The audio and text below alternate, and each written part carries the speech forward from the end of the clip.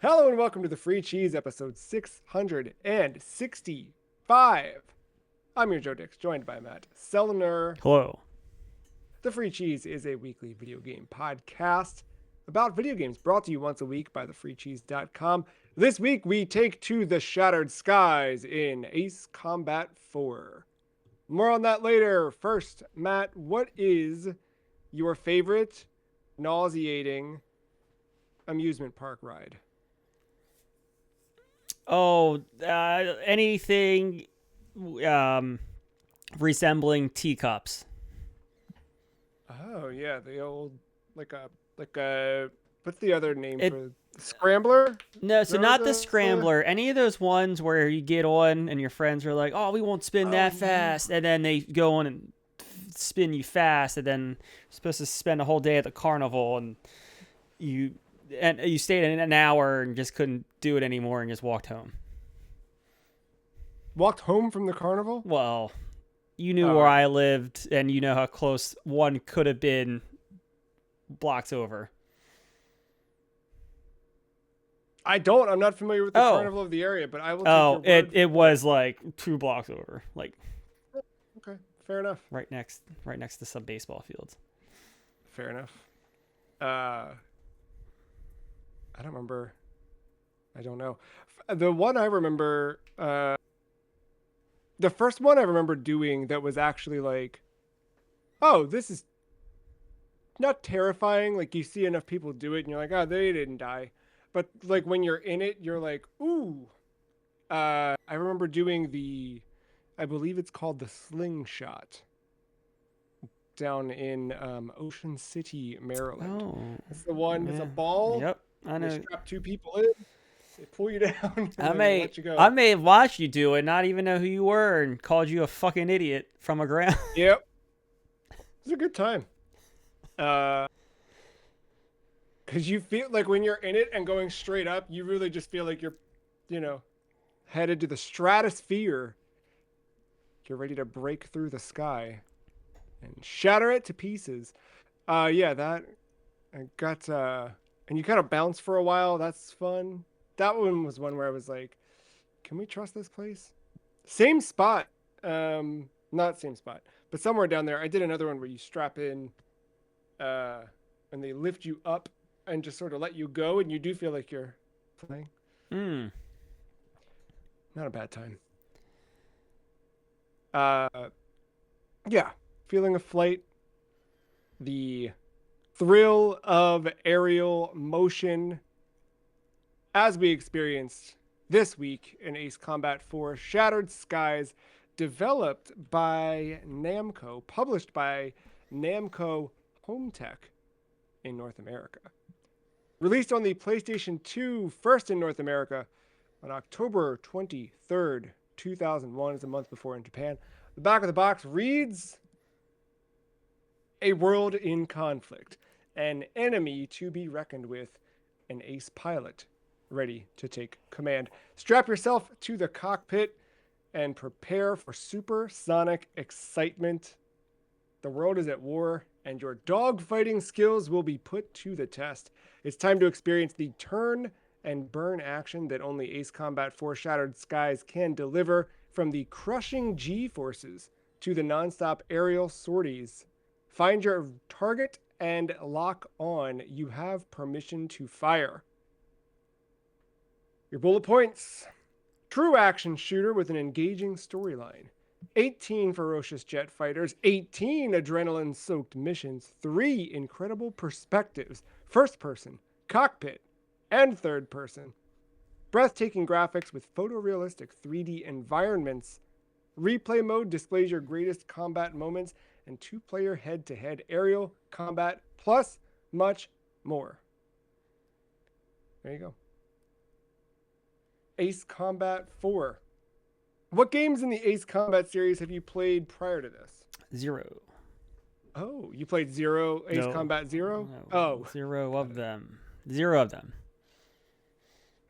Um, well, I'm curious what your expectations were coming into this. I'd played 7, played some of 3, and some of one, but one isn't called Ace Combat, right? Isn't it something else that I'm not remembering? I'm seeing Um, Ace Combat, Ace Combat 2, and Ace Combat 3 Electrosphere. I'm thinking of Air Combat. Oh. Yeah, Air Combat, the first title of the Air Ace Combat series. Yeah, Air Combat was first, then Ace Combat 2, Ace Combat 3, Electrosphere 4, 5. Advance, I've played some of Advance. Um, oh, 6. I forgot. I bought 6 because that was added to the backwards compatibility thing on Xbox, and I found it for cheap in a used video game store. Um, and then yeah, I think 7 was the first one I like really spent time with because when that one came out, it was very much like, hey, did you know these games are kind of like Metal Gear? You should play them. Um, and I picked it up, and I don't know about Metal Gear, but uh, prior to this, what's your history with dogfighting video games? Not a lot. There was one World War II. I could never tell you the name of it. I think it was on PlayStation 2. There was one World War II one I played a little bit of. And we already played some of that Super Strike Eagle on Mm-hmm. SNES. It was probably the first one I played. I did play some Rogue Squadron though. Back in the day. I think the one on GameCube, Jedi, it's like Starfighter, Rogue Squadron, Jedi Starfighter, I think, That sounds right. or Rogue Leader. Is it Rogue? No, Rogue Starfighter. Yeah, whatever. Anyway, probably one of the more popular ones. That the GameCube, I think PlayStation had it too, like Xbox. I think they all had it. I probably spent a lot of time with that one as well. It has been 2 years since we played Super Strike Eagle, by the way. We streamed that on August or April 22nd, 2024. You can find that over on the freecheese.com. Video is called What's on SNES Super Strike Eagle. And we ranked that on episode 582, along with the rest of the games that we'd streamed that year for Super Nintendo and Sega Genesis. That's nuts. Super Strike Eagle was a good time. Um, I'm sorry, that game only came out on GameCube. That Rogue Squadron game. Rogue Squadron 2. did you play that one? Rogue That's the one you Leader. I played? think that's the one I played, yeah. Yeah. Outside of this, I mean, I played some of those, um, the other Ace Combat games, and then does Star Fox count? I guess Star Fox count. Yeah, I would. I guess I played some Sure. Star Fox. Yeah, we did the one game for the podcast, although that was more all over the place. That was what did we play? Not Adventure. I remember. I can't remember the name of it. Yeah, played that other one on GameCube. Um, and then 64, I've played a good bit of. Um, Star Fox Assault is the one we played. Episode 465. Go check it out. Anyway, yeah, so been little samples here and there. I don't know that this is my genre. Mm. I never do like well at them, but we'll dive more into that with this one. What did you know about Ace Combat before adding this to the list? I knew it was more kind of leaned into the arcade style of this. Not to say that it's not like realistic, but I think it was easier to grasp than some others. And then I know sometimes the stories can get ridiculous. So, I mean, besides that, though, that's about all I knew of the series, besides seeing some gameplay here and there. What led you to choosing 4 over any of the others? More so like Reddit. I was looking for like what's like a lot of those threads of like if I had to pick one Rogue Squadron, one Ace Combat game to like kind of get the vibe of the series. A lot of those types of threads. And 7 and 4 were a lot of the talk of the town. So I knew 7 was the newest one. I figured we go back. Oops, sorry. I figured we go back in time a little bit. Well, this ended up in my research for this episode.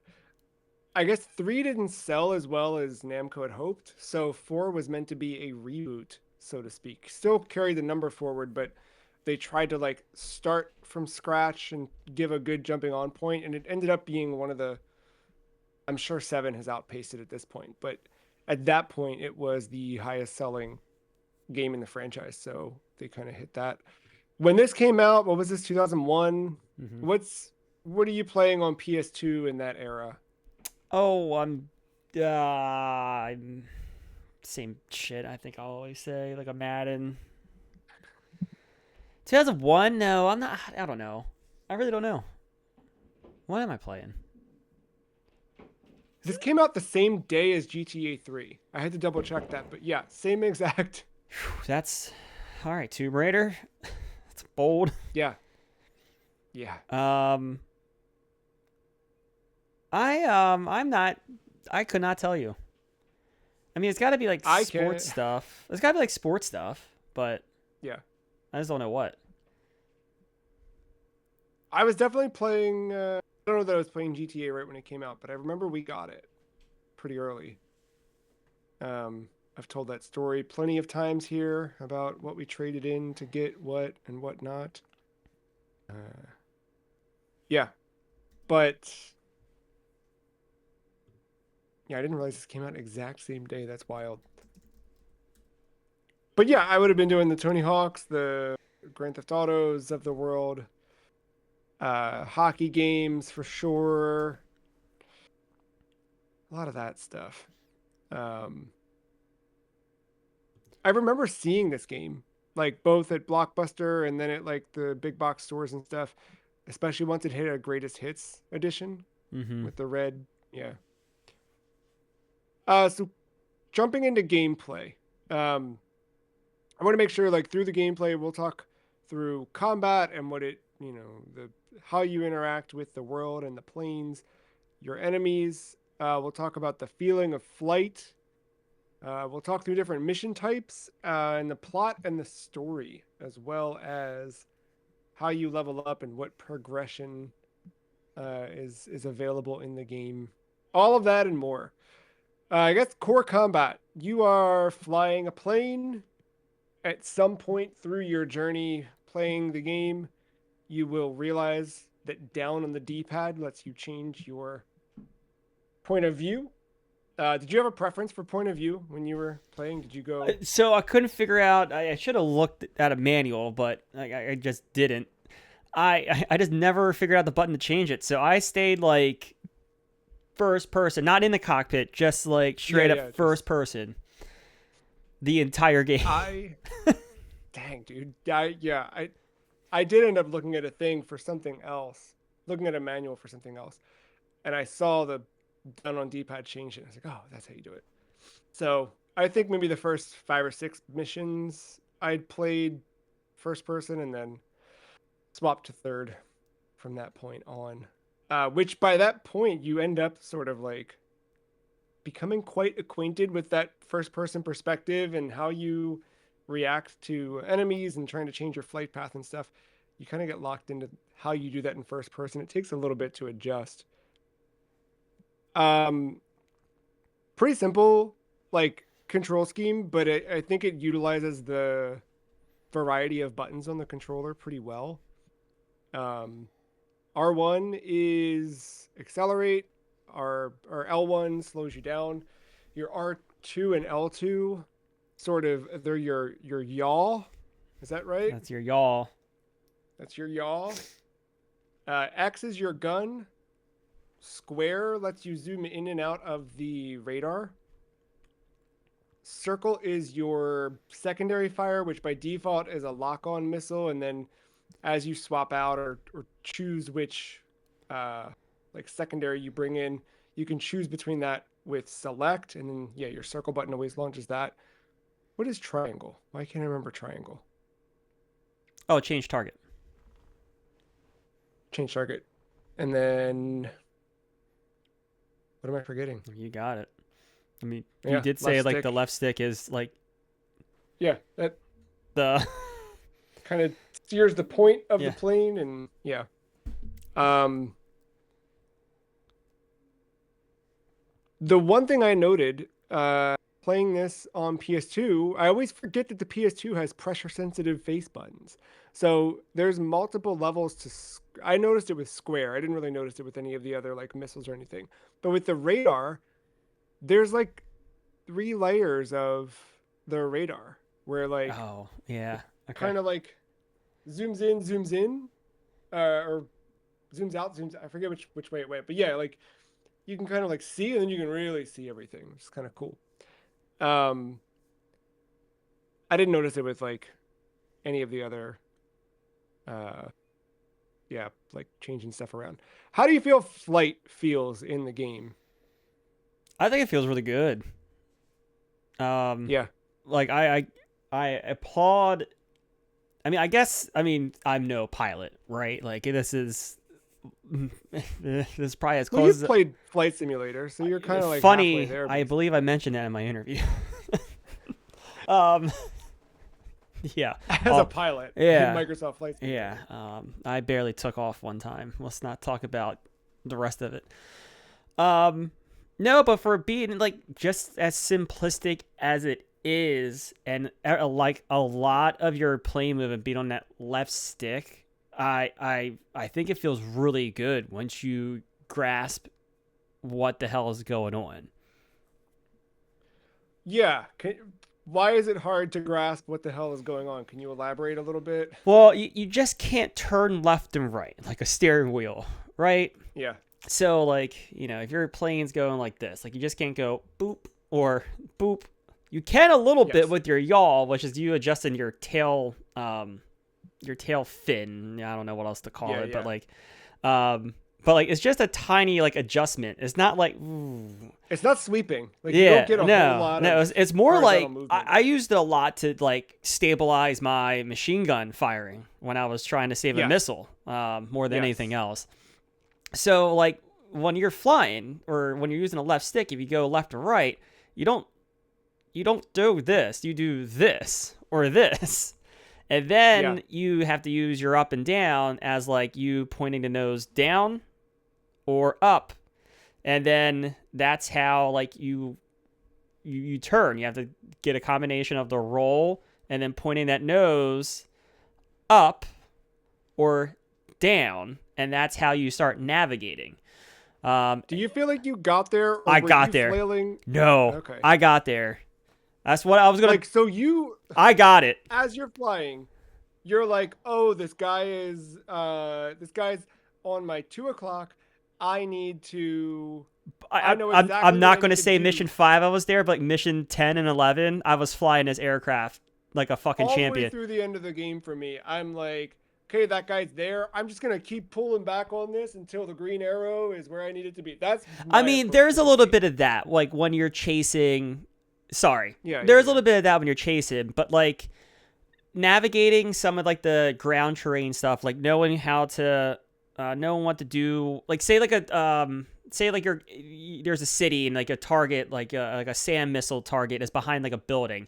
If you shoot, you're gonna miss it. So like I knew kind of like how exactly like turn, slow down, like roll back around, slow down again to get the turn, and speed up so that way the SAM missile doesn't hit me and hit a launch a missile Oh so that wow. way like I'm going, I guess, perpendicular to where I was, so that way I can get the target and not get hit by a missile.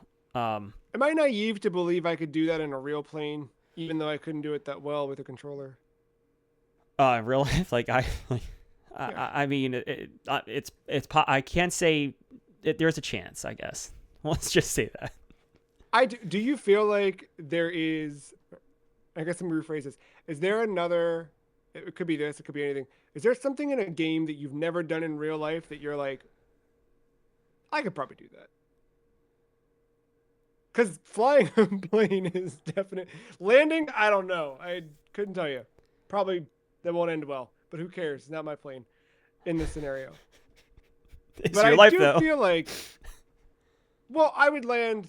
I wouldn't land well, but I'd land well enough. You know what I mean? Okay. Uh, yeah, I feel like if I could get it off the ground, I also feel like takeoff would be a breeze. I feel like I got no problem with that. The hardest part of taking off is all the in the ear communication and stuff. I imagine. I, I, anyway, yeah. Is there another? Do you have an example of like? no, I don't. I think that's a great question. Not to say like I'm sign me up, put me in a fighter jet. I know how to fly an F-15 all of a sudden, but Right. no, I mean, I feel like I finally get again jumping ahead here, but after me playing this game, I was scared to death to always get into a plane in Battlefield. The controls just Mm, seemed daunting and terrible. I kind of want to reinstall Battlefield 6 just to fly a plane to see if I can get it now. interesting. So even with like the Star Wars games, stuff like that, like you never felt like a level of confidence, Well, I think the Star Wars games, because they don't have like the true, like that's where I'm right? saying They're a like little bit this more. isn't like arcade. Like it is arcade, but it's like not the They like take this is sort of like it's like Tokyo Extreme Racer, right? yeah. Like That's you probably a still good need to example. know how to drive a car. It's not just gas brake, but you it's loose in that sense. But you need to know, and then like the pieces of the car too, like your upgrade path. This game has a little bit of it with like knowing what missiles you want, knowing the sub weapons, knowing the type of plane, because like some planes are better. Yeah, I think the planes end up having like three different roles, if I'm not mistaken. Yeah. It's Do like you feel like the game does a good job of teaching you that? Did you have to rely on some stuff outside of it? no, I learned that after playing. Okay. You feel like you knew like which weapon type to take in, or were you on game facts for this like I was? I didn't look at a guide at all. Oh wow. I was peeking. I wasn't like every mission, but if I started to hit a point where I'm like failing over and over again, uh, or just Mobius 1 has crashed, then I'm like, all right, what am I doing wrong? Uh, and I I'd peek, and then it'd be there where it would be like, hey, you should have the remote bombs for or whatever it was for this, for the homing. No, what am I? I can't remember the name of the whatever. You know what I'm talking about. it was. I mean, my crash moments again. I want to. Well, I got. Maybe this is the time to talk about it. I feel like this is what Yeah, one of like the. I always talk about that learning curve of like, if you can get someone stupid to play the game and get it to figure out, but then like the longer they stick around, the better they get at it while still like you don't have to know all of it. I feel like this game, it might just be a touch too advanced for the average person, but that learning curve is real. yeah, And the more hours, I mean, I guess it just translates well to fucking how pilots are in real life. Like flight hours is a real thing. The more flight hours I had playing this game, the more comfortable I got doing fucking barrel rolls, launching missiles at SAM anti missiles on the ground and doing 360 spins underneath 100 altitude. I'm assuming that's meters, and then coming back up. yeah, yeah. That's fair. It. I didn't think of it as in flight time. That's a good comparison, an actual real world comparison. Yeah. Yeah, I mean, Um, I'm not saying I'm ready to, do the Boeing 707 and carry, a few hundred souls with me on board, but you could co-pilot. You know. I'll be as good as co-pilot. Yeah, there you go. Where am I? So there's also different mission types. You talked about bombing certain things on the ground, going kind of into cities. Um, some missions you were just, hey, there's a bunch of enemy planes in the sky, kill them all. Others, there's escort missions. There's what else? Specific structures you must attack. Mm-hmm. Um, there's a few where it's like a point thing, point objective. Yeah, it's yeah, pretty much you're thrown into what's it, the theater of war, and you Yes. Yeah. just wreak havoc in the air slash ground, and you get as many points as you can. Yeah. Did I miss any other? Not really. I mean, it usually comes down to like destroy this target, Yeah, fly protect shoot. this, protect this target, be Yeah, a fighter pilot in this area for 15 minutes. yeah. Um, yeah, Now, all of that is punctuated by kind of a lot of presentation. There are cutscenes. There's a story that's playing out, and these are sort of uh, like a motion comic that's telling a story. There's briefings before each mission. And you kind of roll roughly from those motion comic cutscenes to the briefing. You get a little look at the map you're about to walk into. That's where you can start to figure out which plane am I taking in, what's my weapon combination, and then you sortie. You know what sortie means? We talked about this on the podcast before. I feel like we have, but I could not remember it to save my life. I know we did somewhere, Probably but for Delta Strike Eagle. armored. Yeah, it might have been there. If it wasn't there, then it was armored core. Even though that wasn't, we didn't rank that. But oh, and we probably didn't talk about armored core in the podcast. Just remembering the year that came out. Anyway, We didn't. uh, I don't know how you actually pronounce it, but it's French for exit, Okay, I believe. I believe that. I mean, it's pronounced sortie. Sortie. Okay. What it is in Or French? I don't know. Pretty We sure it's butchered it in English, but yeah, English voiceover it definitely calls us sortie. yeah, yeah. French. It means an exit or a way out. I'm assuming that's out of the hangar, right? I mean, kinda. Yeah, Sure. we're down in a Yeah. hole here. It's- Uh, I started clicking on things and it's opening up new articles and yeah, got too far. Anyway, um, what did you think of the story overall? I guess really the cutscene story stuff.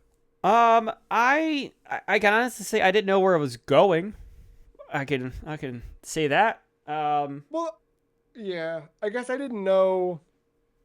I thought you were gonna end up playing as boy, Oh, yeah, yeah, yeah. No, I liked the twist of that but where yeah, it's the same battle or the same war, I should say, the same war, but it's like different perspectives. yeah, which was I like the way they twisted that around. And it's weird, like the emotional, like the character driven stuff. Like you don't get that in a briefing. Like the mission briefing is like, go here and go and take out this plane and to protect. Yeah, you It. really have to like kind of work to fill in the connection between the cutscenes and you could almost watch the cutscenes as their own story, I think, and then the briefings and Yeah. I what think you're there needs to doing. be just a touch of filling in the gap, but like I feel like you could probably get away.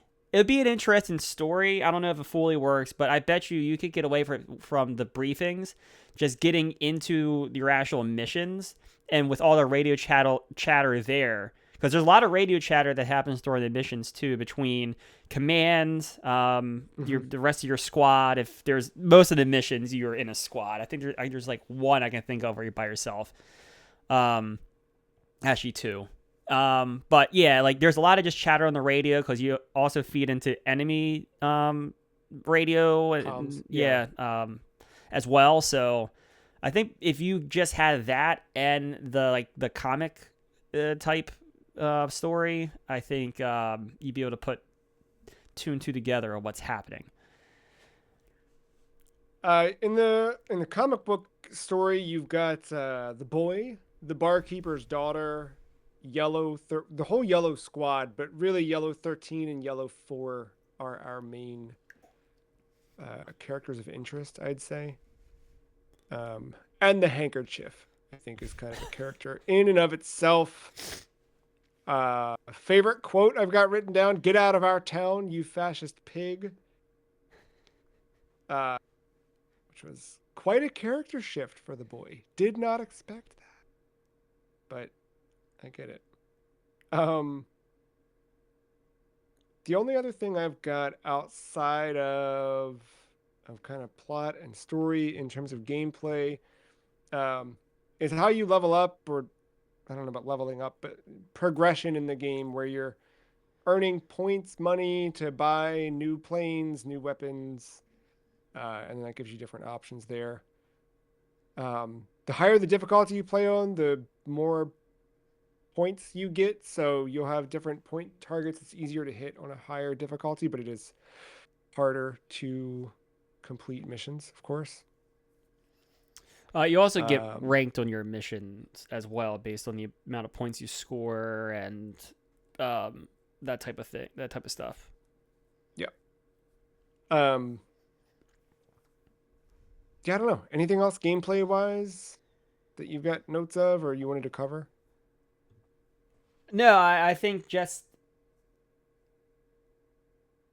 like I think you can kind of, and it's like the first note I wrote too. Is like I can see where this gets hard. Like when you Mm-hmm. play it for the first time, I think you'll go through that mission. I think you'll complete it because it's not the hardest thing in the world once you understand how to like intern. Um, but I started to see like immediately. Oh god! By the time I get to like mission 13, what the hell Yeah, am what are they gonna I? want from me? What's going to happen? But I think they worked your way up. Um, yeah, I think we touched on. So you get points, and the points you use to buy planes. The planes will slowly unlock as you go through the story.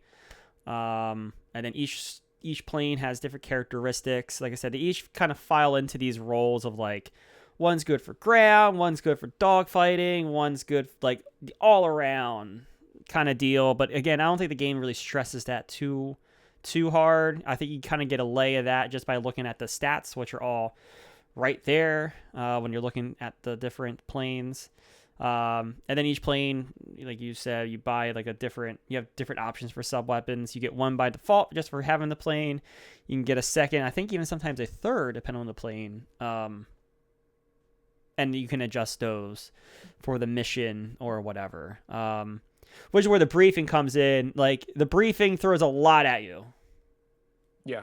like a lot at you, but there is a button to replay the briefing. And what I think it's important to replay the briefing sometimes because after the briefing, you're given that map that you mentioned, but that map lays out like air targets, land targets, like your mission targets. It lays out all this stuff so you can get an idea like, oh, this is mostly like ground stuff, or at least initially, because the mission can update. Sometimes it can change. Yeah, exactly. And then shit really hits the fan, and you have to go and Yeah. restock real quick. um, but yeah, like if you see that briefing, and then you can if you like a plane you're using, you can switch the sub weapon to something that makes maybe more sense, for the objectives you have ahead of you. But yeah, that's about it. I don't know if this is the case for all games, but later in the game, you get the ability to go to like a travel line where you can go back and restock if you're starting to run out of missiles. Now, it does take some time to get back to that line, and all missions are on a timer, which I don't think Mm-hmm. we mentioned. Um, Yeah, we didn't. so yeah, not just those ones where it's like, oh, go wreak havoc in this area for like 10 minutes and try to get as many points. Usually all your Yeah. objectives have some kind of timer on it. Whether the timer is just like a mission timer or whether like there is a timer and it's a story objective, purpose behind it. You'll kind of have to run against time a little bit. And it's not usually the timers aren't that bad. It's just if you are going back to restock a lot, there is a travel time to that, especially with the Yeah. earlier planes that aren't as fast. So you just have to kind of be careful of that. Yeah, Uh, that can eat into it. um, but yeah, I think I can't say that, like, I think it's just one of those games where the more time you put into it, once you understand like that left stick and how like you really don't need any other button once you get that left stick. It's kind of crazy. Obviously, you're going to want speed and the brake, especially when missiles are coming after you, because braking and turning is a great way of throwing missiles. But yeah, I like once you get it, it's a lot of fun to fly around that aircraft. Yeah. Well, you mentioned the timer. It kind of plays into our visual section here, but your overall UI we haven't really talked about, but the screen itself, regardless of your viewpoint, whether you're in first person, third person, or cockpit, um, you've got a timer in the top right that's telling you how much time's left in the mission. Um, Bottom left is your radar. Bottom right is sort of your plane and gun health, but then right above that you've got your how many rounds you have left of your missiles, your gun, your secondary, and then what's top left? Why am I blanking on top left? That's your points. Yes, points earned, and then like the mission status. Like if you have a target mission uh, or a target score value or something like that, that'll be up there as well. And then you've got in the center of the screen like a sort of your pitch, I guess. I don't know how to describe that, but it's your golf vision, you know? It's the thing that shows you. They are, according to the instruction manual, they are called the glide slope needle Yes, and the that's what I was gonna say. localizer needle. Um, Yes, the glide scope needle and the but localizer needle. essentially, if you've ever played a game like this, you've probably seen it and not realized what we're talking about. But it's like the bars that like have the numbers on the side, and they be negative or zero. And the whole idea is that in a glance at the UI, you can see if you're ascending, descending, or a flying level. Yeah. And then the other needle is to kind of show you, are you parallel to the ground? Are Right, or are you? you fucking perpendicular to the ground? Where are you at shape wise? And then amongst all that mess too is a compass. So you can kind of see what direction you're flying while knowing if you're perpendicular to the ground or parallel, while knowing you're ascending or not ascending. Um, Yeah, it's yeah, it's busy, but once you kind of get used to it, I think it's a useful tool. I won't say I ever got completely comfortable with like just looking at it and be like, oh, I'm just like this. But like I'd be like, am I ascending? I can look and okay, I am. Okay, I got it. I see where I'm at. yeah. The other nice thing about the UI is like there's a subtlety to it, but it's all green. Unless you're in imminent danger, it will switch to red, and it happens. There's a sound that is associated with it There's the too, but sound. Yeah, you're gonna hear um, it. yeah. But the visuals of it are just like, oh, I need something's happening. I gotta get out of here. I gotta move. Um, Also in the visuals front, we alluded to it before, but the sort of motion comic stories that play out, it really is like it's like they kind of it almost feels like someone did the keyframes of an anime, but did not like actually animate the in-betweens. So you're just getting these like vignettes that play out. And all of it done with VO throughout to tell the scenes. I really liked the overall direction of them though. Like I Mm-hmm. stopped and made note of that because the way the camera moves between each one, I think works really, really well. It's very dynamic, despite it being just these flat kind of storyboard motion comic kind of beats to it. There are some minor cutscenes in the game that are separate from these like motion comics from that like animation. Um, it's not many of them, right? It's like some of the key missions they'll just throw you into this thing where it's like in engine and moving around. But not too many of those. Outside of that, the back of the box calls out the realistic 3D environments. Um, and I do feel like there's a lot of sameness to some of the targets, I think, especially the ground targets. Like you kind of have a finite amount of them. But overall, like I think the maps are designed well. They're big. Some of them have really weird areas. Like one of the earlier missions you do where you are uh you have to kind of like fly low. Like that's your update mission update.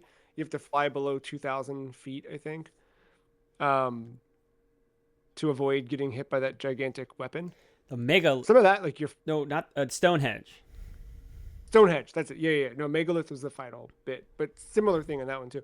But yeah, in Stonehenge, you are you're kind of flying, or you can fly in and out of these canyons. Like there's a lot of like depth and option and variety in there too. Um, but yeah, Megalith is also another like cool looking stage and area, and that's a whole thing. They're also able to pack.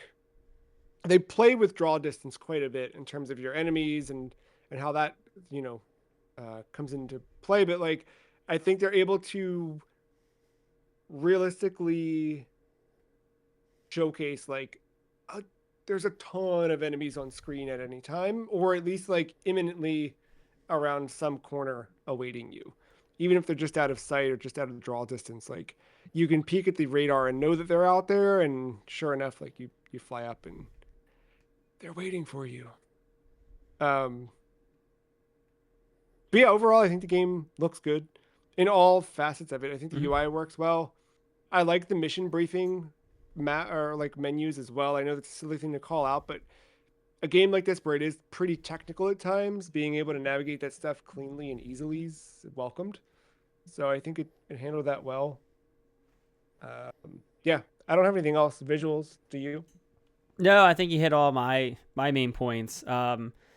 And I know like the targets get samey, but I think the game does a good job, especially towards the end, giving you different environments. Like there is, I feel like there's like one hazier environment later on. It's like just brown and it's Yeah. like tough to see some stuff. There's one that kind of it's not exactly night, but and I think they're too scared to try night, but like at least with this technology.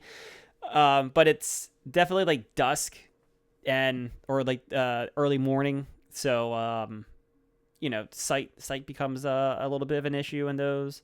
Um, and then just even some of the targets themselves, like you start to get into some cities.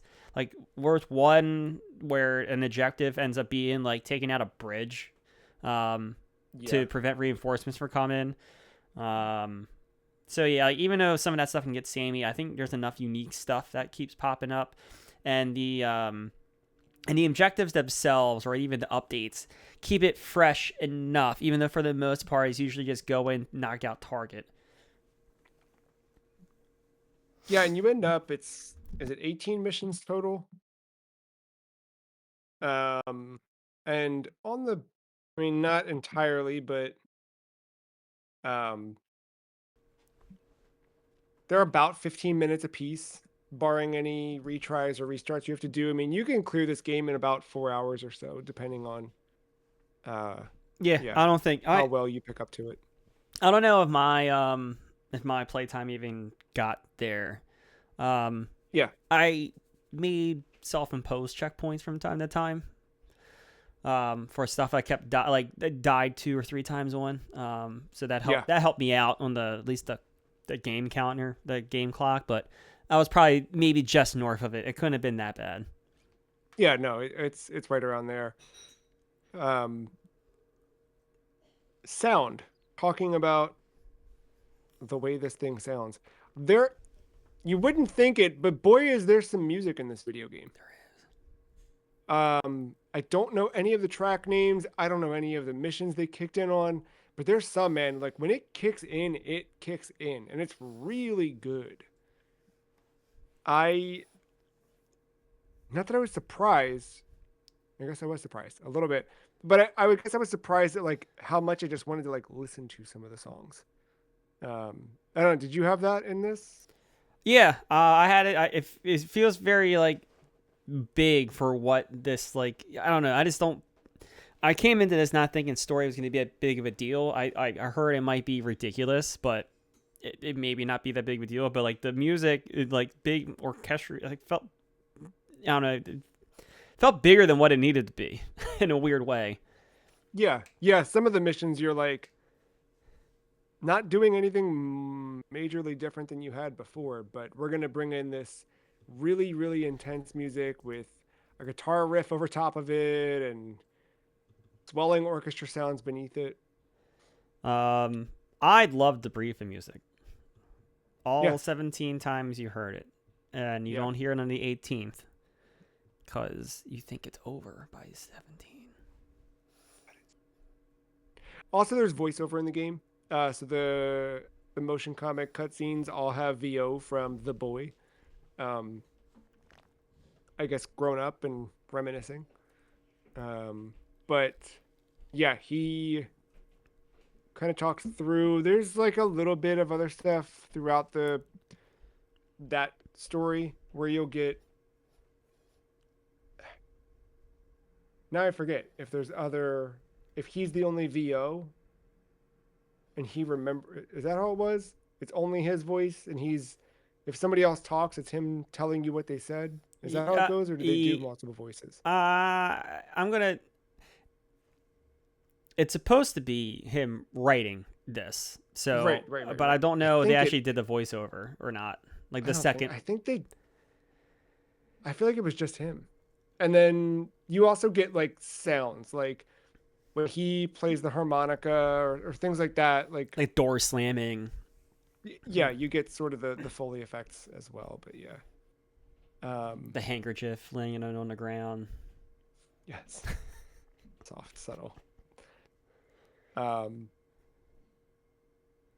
yeah, I would recommend, like, even if you're not going to play this game, just go listen to the soundtrack because it's really really good. And I guess kind of closing final reviewers thoughts. Did you have fun playing Ace Yeah, Combat 4 Shattered Skies? I think this game's awesome. Yeah, this game rules. I had a lot of fun with this. Very much rules. Did this make you want to play more games in the series, other dogfighting games? Where are you at post this? Already playing 7. Oh, really? Like, Like literally just literally got right done. now? Literally just got done playing Oh, a mission before hopping on. that's so funny. Did you already own that before? Did you buy it because of I think this? it's a PlayStation Plus. I Oh, kind of forgot I had it. And I was going through my library and I saw it. I was like, oh, perfect. yeah. That's fun. I mean, who knows how the summer goes, but are you feeling like you're gonna ride that into 8? I'm curious. 8. Well, that because everyone's avoiding November for obvious reasons. That Yeah. is that 60 days beforehand looking very stacked. So we'll see what I actually end up getting of all of that. But no, it would be one of those things though. Like I'll play it eventually. I just don't know if I get it day one or if I get like the first like 20% off sale somewhere. I end up getting Yeah. it. By the time we hit that podcast lull in between, like, Yeah, somewhere in there. Like I'm you get that game of the year sale. I can see it like hitting 15 to 20% off, and I get it for 45 or something like that. yeah. Um, yeah, I had fun. I still want to go back to 3. Um, 3, the Japanese version of 3 is apparently really good.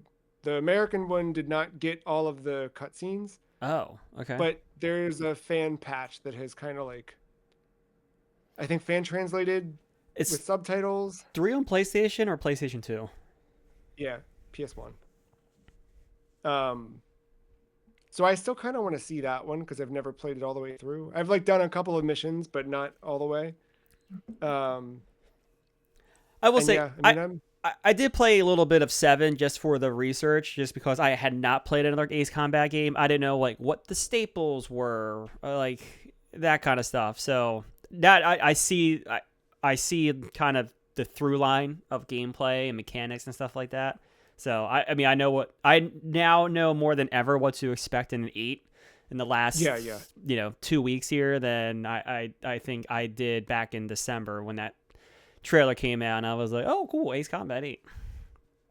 I have a memory of it, but you're recently on hands on with it. How far gameplay wise is 7 from 4? Because my memory is not far at all. They kind of nail it with 4, and they just I mean, it's not a lot. I would say the enemy types there's a lot of drone stuff that's being thrown at you. Yeah. I like this arsenal plane thing. You see that very early. That thing is fucking nuts when you encounter that for the first time. But yeah, as far as gameplay, it's very similar. Instead of buying planes, they have they have the upgrade tree. Right. So you do the tree instead of buying aircraft, which I think that works. It's fine. I would say the missions are a touch longer and a bit more like mission update in the middle of them. Yeah. And a little bit more like story. Not that this one, like I said, this one kind of had, or 4 had as like cutscenes in the middle of a thing every now and then. I feel like we're getting at least one of them each time. Because I just did a mission. I think it's mission 4 or 5. The mission name's Rescue. Let's say it didn't go well, and it might have been an oopsie by your character that was story driven. That was like a whole thing in the middle of the mission. Like, okay. Yeah, okay. I'm remembering that a little bit. I'm also conflating it with playing 6 because I played 6 after 7. And there's 6, there's something where you have to like protect the president or fly the president around, unless that's 7 and I'm forgetting. But yeah, that some weird stuff around that. Did you have a favorite moment in Ace Combat 4? I think like Mission 18 does a really good job Yeah. of just like, do you know how to fly a plane? Yep. It's like your But Death you got Star. 15 to take out. Well, you got your Death Star trench moment. Oh, in that little Yes, yeah, you get 3 of them. You got to do I guess 4 because you do 3, then the main. But yeah, you have your Death Star trench moment. It's a tight space. Yes, you can fail that very, very easily. Yeah. And then Mobius 1 has crashed. And then I can see where it's frustrating, but I didn't do too bad. It only took me the 3rd try. I did the 5-on-1 yellow squadron. Oh wow. And that was just epic because that's just a lot of missile like you just a lot of beeping and red UI while you're trying to dogfight. It's like I feel like it's a giant orb and there's like 6 planes all crisscrossing just so that was a lot of fun. And I kind of had a feel that that's where we'll end up going. Especially once I kind of figured out like the story and all that stuff. But no, actually executing that was a lot of fun.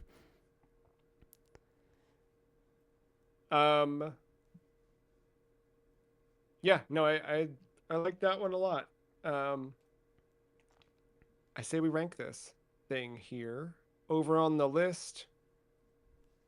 You can check out the list at thefreecheese.com/the-list. If you're watching the video version of the podcast, it's on the screen right now. I will throw out my number. I had this as number 60. Below Marathon from 1994, but above Return to Castle Wolfenstein. All right. I don't hate it. I'm a little higher, though. All right. I have this as the new 27. A little higher. All right, let me see here. Sorry, actually, no, I take that back. It'd be 28 between Rez and between Monster Hunter. I got you. Above Monster Hunter, below Rez. Yes, yeah. Yeah, the new 28. Oof. I know there's probably some games between there that's going to make this for a little bit of debate. I enjoyed the hell out of this game. And I don't know if it's because it's my first Ace Combat game or not, but man, once you learn how to fly that fucking plane, it's so much fun. I agree. I just don't know if Sonic and All-Stars Racing Transformed agree, or Parasite Eve agree. I get it.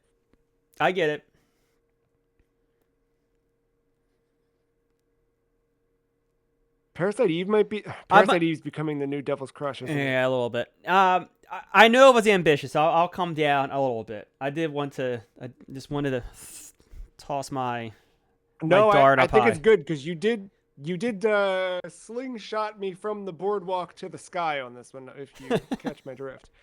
Um, I don't like disagree that this is better than Monster Hunter Wilds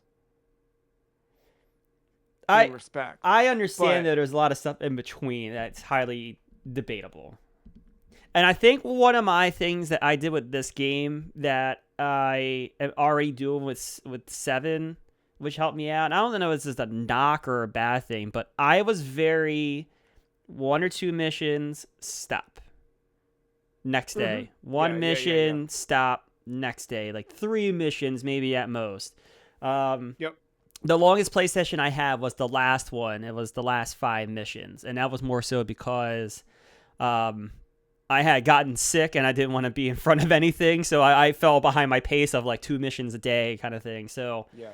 um, not to say I didn't have fun doing the 5 missions in a row, but I think that pacing also helps with this because, we've said it, there's enough variety in the objective structure. I don't think it gets repetitive to that degree, but at the end of the day, it is a lot of just like you're flying here, you're gonna destroy that. Now Mm-hmm. you're dogfighting, and then sometimes it might be dogfighting twice, and then a ground target, and then you might have to fly low, and then you're dogfighting again. Like it's pretty much one of 4 things. Just how are they disguising it? Yeah, yeah. Um, Which isn't a bad thing. Like doing that and doing it well is good. I think I like this better than Parasite Eve. I'll say it. Wow, wow, wee wow. And then kind of everything underneath Parasite Eve, I'm kind of agreeing with. Maybe like System Shock is the one that I'm like, but that's the one amongst the gap to get the Parasite Eve Yeah. from where you are. That's fine. Let's see here.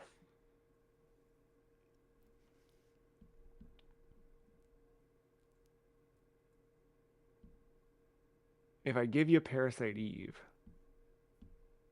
where do I stop? I mean, I feel like, yeah, Mario Kart 8 is really all around solid still. Maybe that's my line.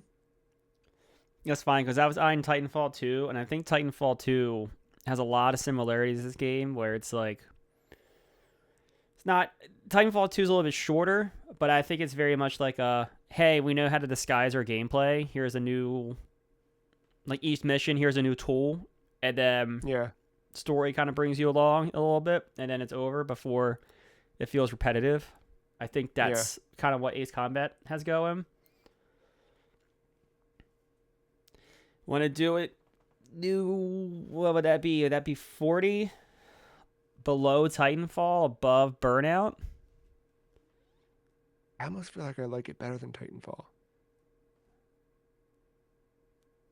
Do you hate that?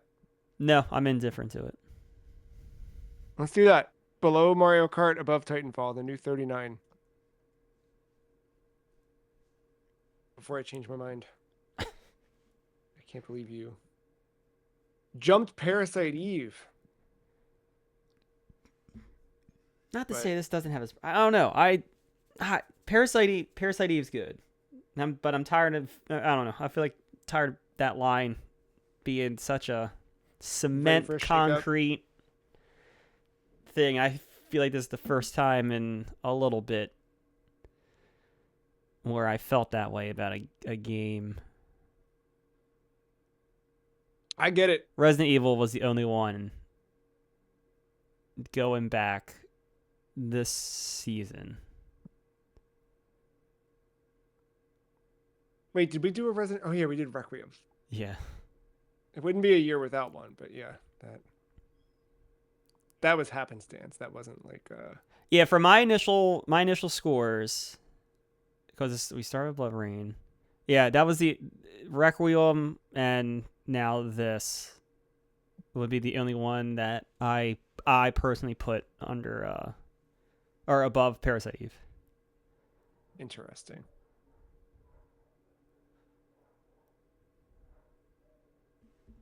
Yeah.